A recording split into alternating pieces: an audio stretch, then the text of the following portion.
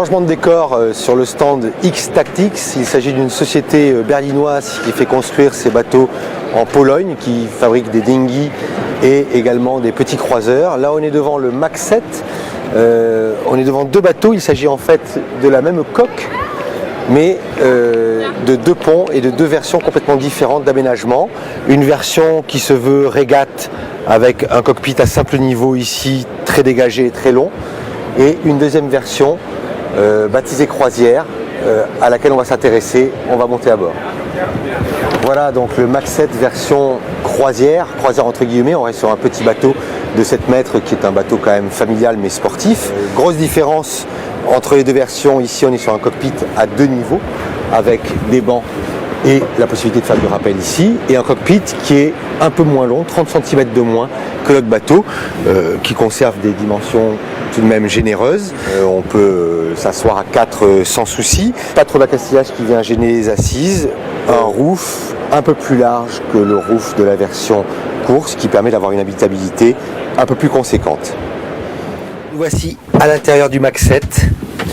Voilà, donc on est dans un véritable petit croiseur avec deux banquettes autour du puits de quilles, un petit bloc cuisine, une couchette double à l'avant avec un WC chimique que l'on peut mettre en dessous, et puis des couchages qui s'élargissent là, ici sous le cockpit, où on pourra stocker en navigation pas mal de matériel. Alors, comparativement à la version course, vu que le cockpit est plus petit, on descend avec un vrai espace en pied qui évite de descendre sur la table comme c'est le cas sur notre bateau.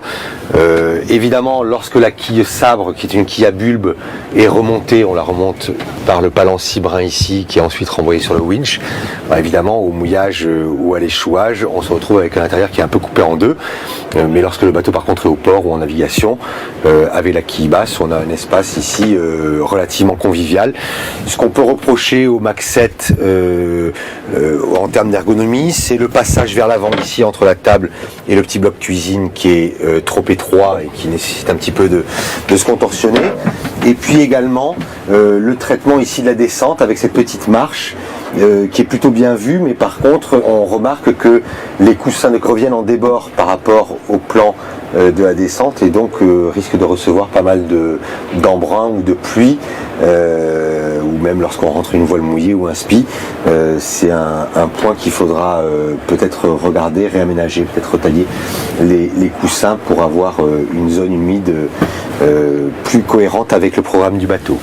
Voilà, en conclusion, ce Max 7, un bateau qui est assez intéressant, bien réussi, bien homogène, une belle qualité de finition qu'on remarque ici avec ses contre-moules ou les pièces de collage rapportées, des matériaux plutôt qualitatifs, et tout ça pour un niveau de prix qui n'est pas très élevé puisque le bateau coûte 29 600 € en prix standard, sans les voiles, sans le moteur. On peut rajouter en option le bout dehors que l'on voit là-bas, qui permet de porter un spi asymétrique et d'avoir un peu plus d'amusement à bord. Voilà un produit qui pourrait tout à fait intéresser le marché français et qui montre que l'industrie nautique polonaise est en train de bien rattraper son retard avec un concept de bateau moderne et bien traité, bien dans les standards du marché actuel.